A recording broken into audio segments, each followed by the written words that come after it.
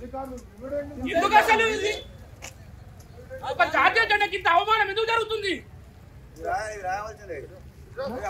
జాతీయ జెండాకి ఎందుకు అవమానం జరుగుతుంది? ప్రతి సంవత్సరం ఎగరేస్తారు ఇక్కడ.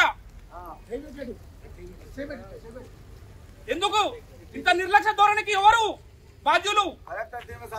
కలెక్టర్ దీనిపై ఇమ్మీడియట్ చర్య తీసుకొని సస్పెండ్ చేయాలి.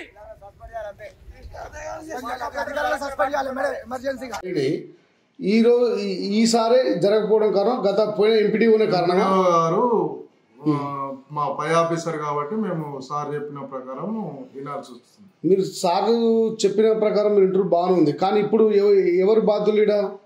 ఈ యొక్క ప్రభుత్వ కార్యాలయంలో అక్కడ ఆల్రెడీ సపరేట్ కార్యాలయం ఏం కాదు సార్, మేము కంట్రోల్ ఎంపీడీఓ ఆఫీస్ కంట్రోలే ఉన్నది మాకు, కాబట్టి సపరేట్ కార్యాలయం అనేది ఏం కాదు. మేము అండర్ కంట్రోల్ ఎంపీడీఓ గారే, మాకు జీతం ఇచ్చేది కూడా ఎంపీడీఓ గారే, మేము వర్క్ చేసేది కూడా ఎంపీడీఓ.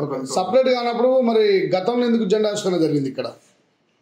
గతంలో ఆనవాయితీ ప్రకారం జరుగుతూనే ఉన్నది, జరుగుతూనే ఉంది. మేము కూడా గతంలో జరిపించినాము, కాకపోతే ఈసారి చెప్పడం వల్లనే ఆపడం జరిగింది.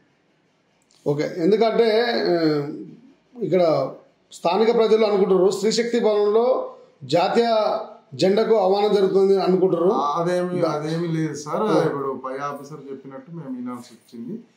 కాకపోతే ఇంకా కూడా మా పీడీ గారిని అడిగి క్లారిఫికేషన్ తీసుకొని మళ్ళీ ఫర్దర్ కూడా నెక్స్ట్ జెండా వందనం ఎట్లా చేయాలి అనేది సారు సూచన సలహాల మేరకు చేస్తాం. Okay sir, thank you.